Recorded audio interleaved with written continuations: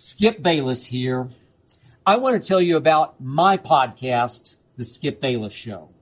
On this show, my show, I go deeper than I ever have, taking you behind the scenes of some of the biggest moments in sports, behind the headlines, even peeling back the curtain on my own personal life. I like to call it the undisputed. Instead of debating my partner Shannon Sharp, I'll tell you stories you've never heard before and let you in on what makes me, me. Make sure you listen to The Skip Bayless Show on your favorite podcast app. As if the McCrispy couldn't get any better, Bacon and Ranch just entered the chat. The Bacon Ranch McCrispy, available at participating McDonald's for a limited time. Ba-da-ba-ba-ba.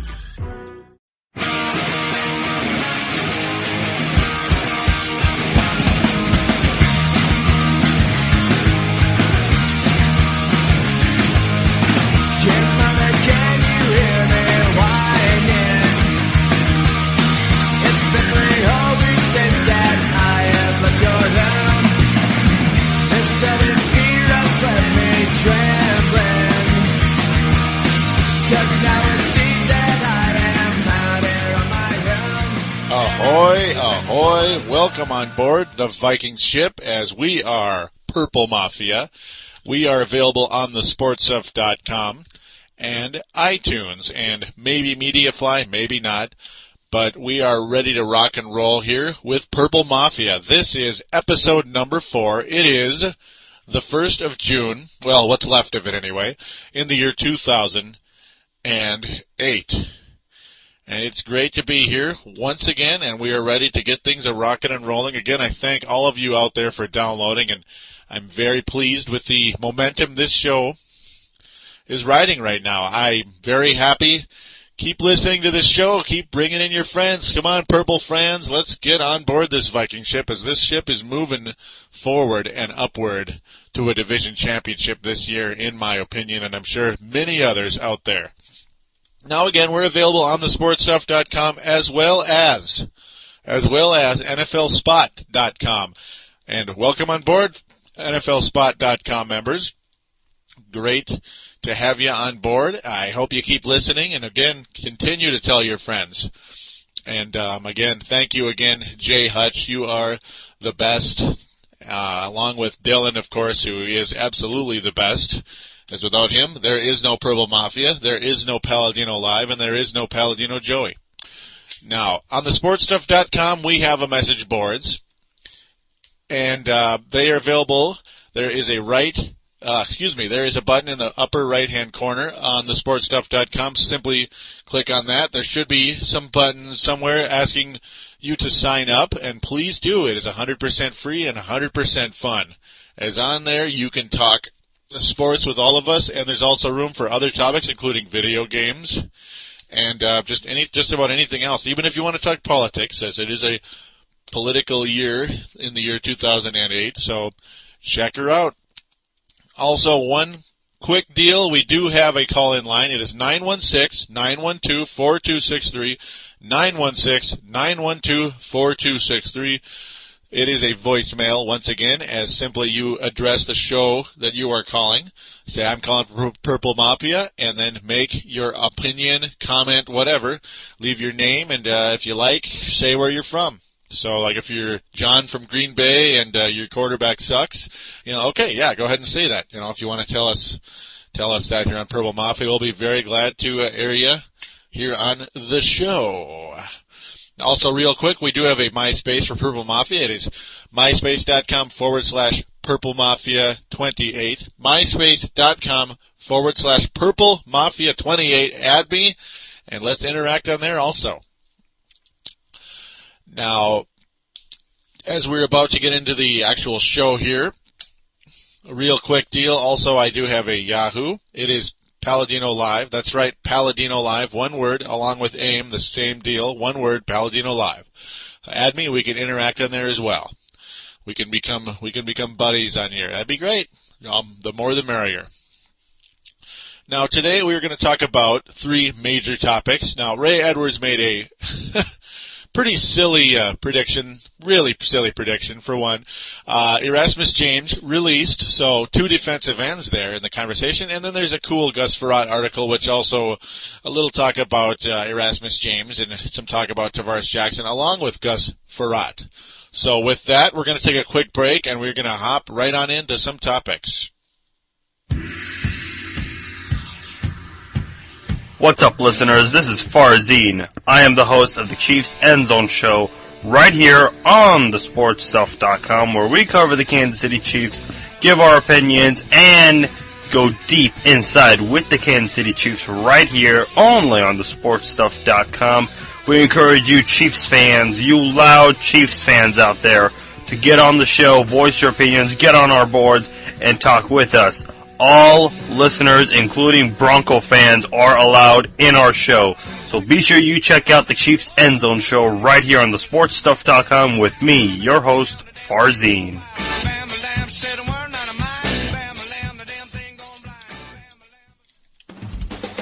Here on thesportstuff.com. Don't forget to check out Palladino Live, where we are never one-dimensional.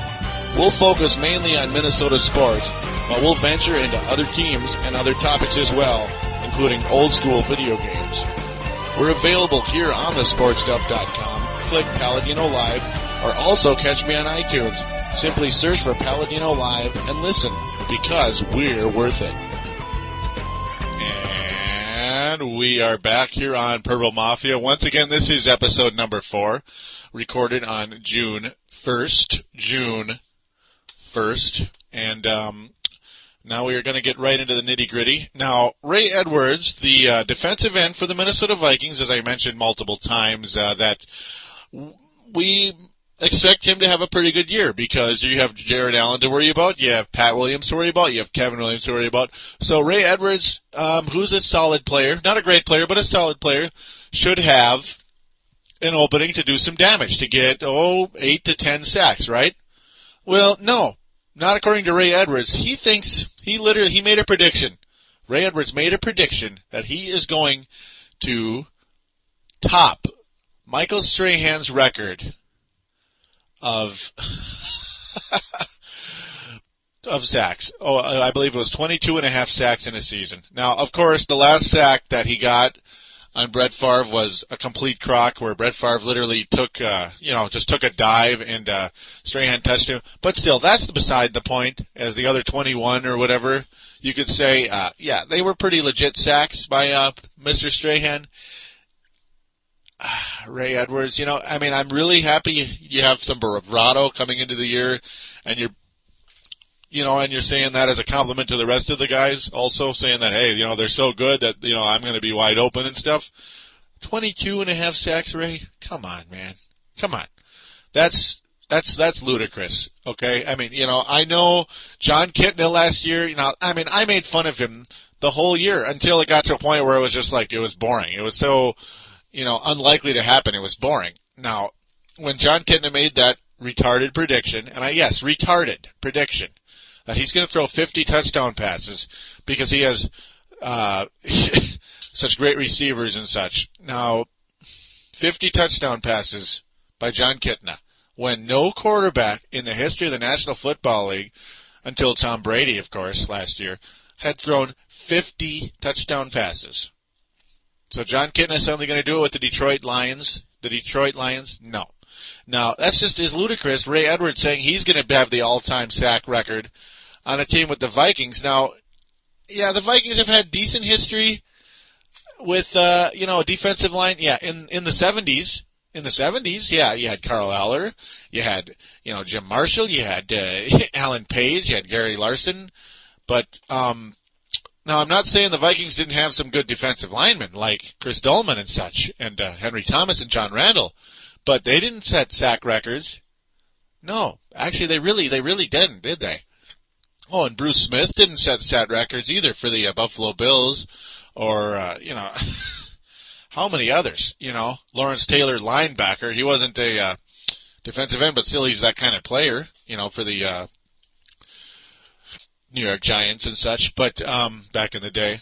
But let's stay away from the ridiculous predictions, and how about make a prediction you're going to get 10 sacks, because you haven't done that yet, Ray. How about say you're going to get 10, or maybe even 12 if you want to have some bravado and have some have some confidence. Overall, it could be worse. Hey, it's just bravado, and he wants to get out and have a good chance to go out and do some serious damage. And hey, more power to him, but be careful what you say. That's all I have to say. Purple fans out there, don't hate on me for that. I'm not going to be Mr. Kumbaya Homer here, so don't expect that, because that's just the way, if you're going to have a radio show, you can't be that way. You just can't do it. So you got to have a little more honesty and a little more integrity coming into this puppy. But I'm going to close the Ray Edwards convo now, and we're going to slide on over to Erasmus James, who was waived by the Minnesota Vikings this last week. And real quick here, we are hopping into it. Now, here on Yahoo, Redskins trade for oft-injured defensive end Erasmus James. So Erasmus James did not clear waivers, as the Washington Redskins were able to scoop him up for a conditional 7th-round pick. And they said that it was a low-risk deal for a former first-round pick whose career is threatened by a pair of serious knee injuries. The Vikings announced on Friday that they were placing James on waivers after he failed to pass a physical, but the Redskins called before the paperwork was filed. Minnesota will receive a selection in the final round of next year's draft if James makes Washington's 43-man roster. So no, I'm wrong. They didn't actually release Erasmus James. They were in the process of releasing him. So my fault, but basically it's the same thing, right? And we were able to get some small compensation.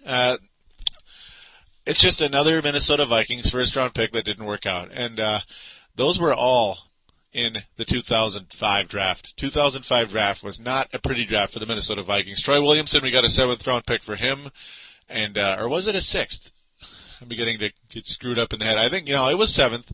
And Erasmus James, we get another 7th-round pick for the other first-round pick. Oh, my God. Think about that, guys. Think about it. Guys and gals. Sorry, ladies and gentlemen. I hope there's some gals out there. Hey, the more the merrier. All of you, come on, let's talk Viking football. But yeah, anyhow, do you realize what just happened? This summer, what happened to those first-round picks in 2005? Do you realize what became of them? 7th-round picks.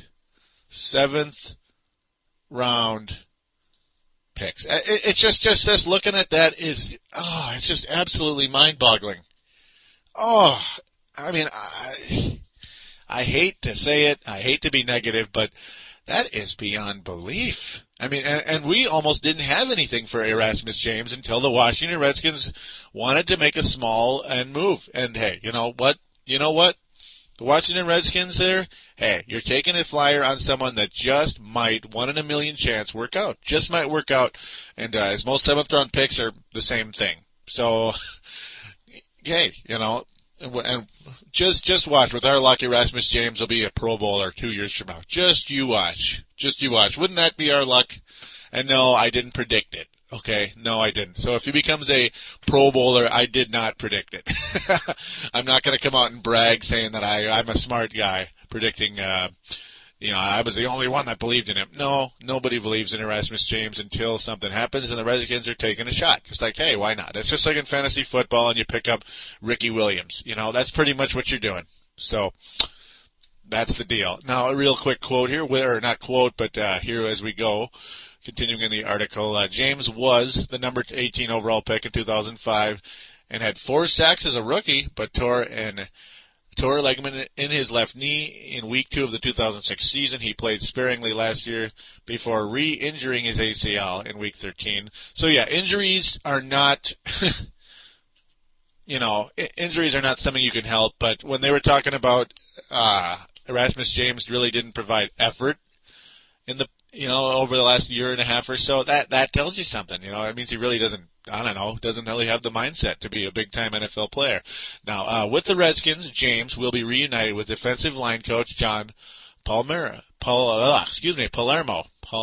my bad, who was an assistant at Wisconsin when James was chosen as the Big Ten Defensive Player of the Year. And yes, I do remember that. The Redskins are in need of a young pass rushing end, having failed to significantly address the position in free agency or the draft. So why not? Yeah.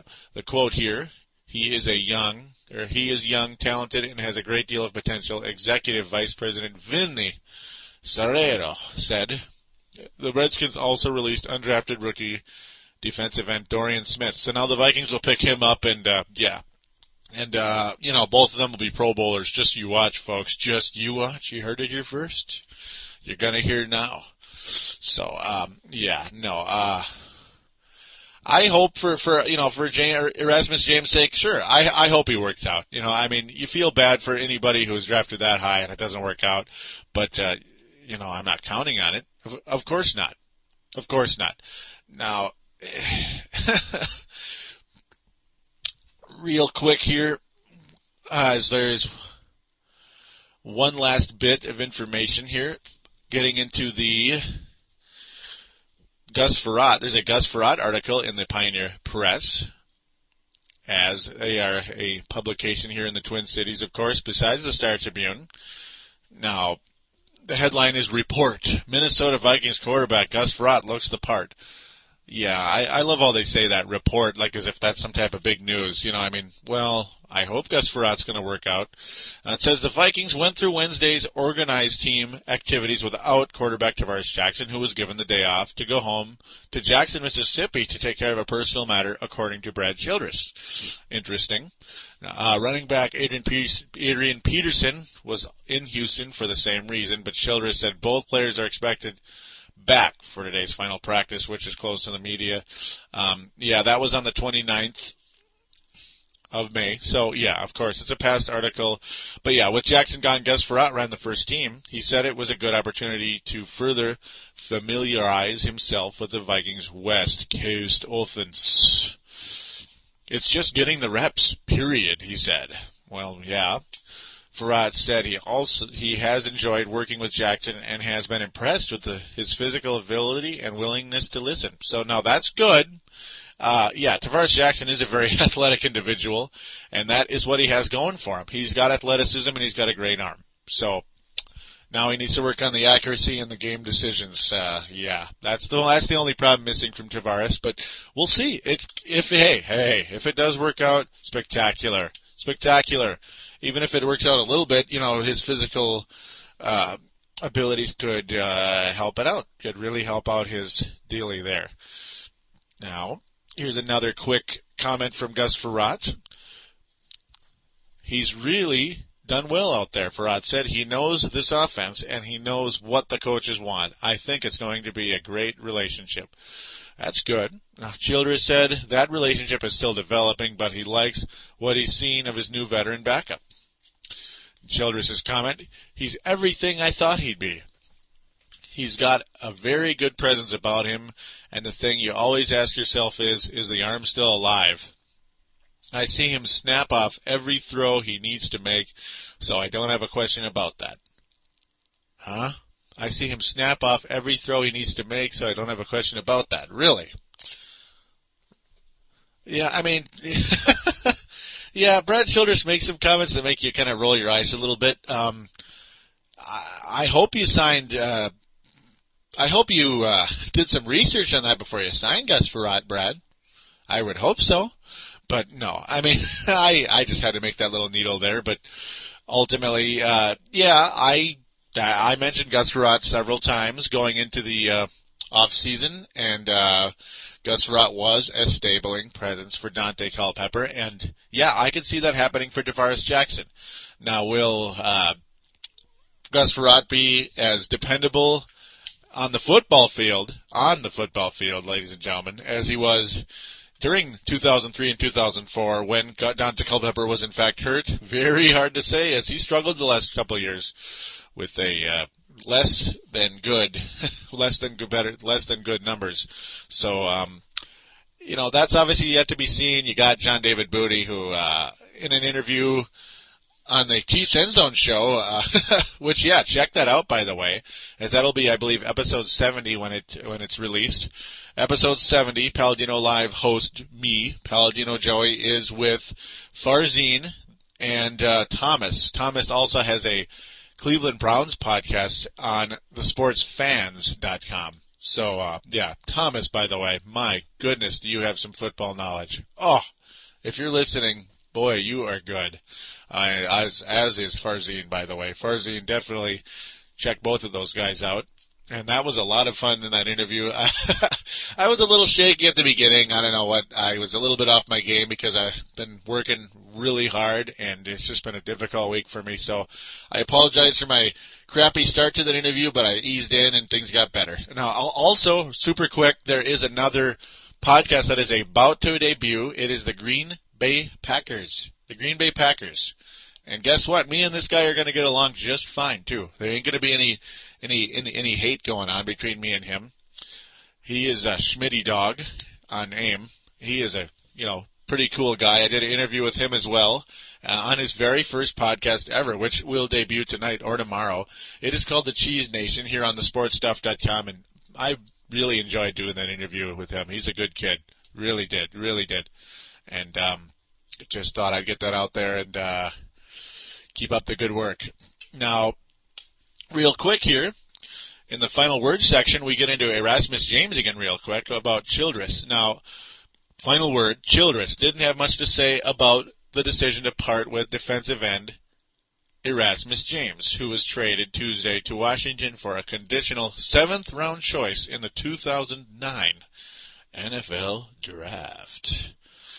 Brad Childress quotes here, "The decision was just as I told Erasmus," Childress said. "Give him a chance to catch on with another 53-man roster and go forward from there." Yep, I mean, that's kind of where position poor Erasmus is in right now, folks. He's got to crack a roster. And, if only we didn't have to talk that way about first-round picks all the time. Remember Demetrius Underwood? Remember him? Complete bust. Now, yeah, this was, at least Erasmus James wasn't picked by Dennis Green. But, it's the same exact kind of pick. 18th overall pick, folks. 18th. Along with 7th overall for Troy Williamson. I mean, God, jeez, you guys. You get 2 first-round picks, and you screw them up. You screw both of them up. Both. 2 first-round picks. You know how many times Minnesota teams have 2 first-round picks? Oh, about 1 every 10 years. Pretty much. If that. The Timberwolves might this year if they make some type of trade. But that's for Palladino Live, which is, one of the commercials earlier. That's my main show on TSS. But anyhow, that's what happened in 1999. The Minnesota Vikings had 2 first-round picks in 1999. They took Dante Culpepper, number 11, and Demetrius Driftwood, number 29. And, Culpepper worked out for a little while. He didn't play at all in 99. Had a great season in 2000. Awful in 2001. Awful in 2002. Very good in 2003. Elite in 2004. And pathetic in 2005. So, to be honest, now Dante Culpepper, I know he got hurt and everything. But that doesn't mean his throwing arm, he hurt his knee and everything. That doesn't mean he can't throw the football anymore. So I know it hurts his mobility, but that's not a very good draft pick either. Really, is it? Was he really an 11th overall pick type of quality? Yeah, for 3 out of 6 years. Do you realize what that means? 3 out of 6 years. That's not that big of a deal, folks. Because for the other 3, he wasn't bad. He wasn't mediocre. He was awful. So that's the way things are with draft picks with this team. And I just wish it wasn't that way. It's the history. And we got to hope that has changed the last couple of years as the evaluation process continues. Obviously, 2008, Jared Allen is not going to be a bust. That's one thing we have going for us. So I'm very excited about that. But overall, super quick, I'll just finish up this article now. The Vikings waived James on Friday after he failed a physical, but were able to rescind the transaction because the NFL office was closed for the long Memorial weekend. Redskins Executive Vice President Vinny Sorrento said that James surgeon Dr. James Andrews, and I've heard that name about 7 billion times, by the way, told the team that the player's knee is 90%, meaning he is expected to be ready for training camp. And hey, you know what? Good luck to Erasmus James, because as much as it kills the Vikings, again, for the 7 billionth time to get a 7th round pick for a 1st round pick, doesn't sound good, does it? The math doesn't sound good there. But, I hope for his sake that he is able to keep his career going. I would not want to go through that kind of thing. I wouldn't want to be that player going through that. That would not be very comforting at all. But that's where we're standing right now. A real quick quote here to close things up. Briefly, wide receiver Bernard Berrien on what he's learned about Jackson. That he definitely loves to work. I mean, he's out in the weight room, and sometimes I have to tell him, Tarvaris, you need to stop lifting weights, man. You're too big. They're going to put you on the other side of the ball. Bah. And it's like, yeah, whatever that means. Hey, Dante Culpepper was considerably bigger than Tarvaris Jackson. But hey, good. I mean, that's good news. As Tarvaris needs to stay healthy, and the stronger he is, the better. So, simple little talk there. And with that, I'm going to call it a show for now, and I thank all of you for listening. Continue to listen, and we are going to do our best to get some interviews here in the coming shows. We're going to try our best to try to nab some people. And, again, I hope all of you enjoyed this show, and I want you to continue to tell your friends, continue to invite anyone possible to join in with Purple Mafia and enjoy the fun. And I want all of you to enjoy this awesome, awesome month of June. It is the best month of the year. And I will be back very soon. Hopefully sooner this next time than it took the previous time, as now we're getting into OTAs very soon, as there will be more information coming out. And until then, peace.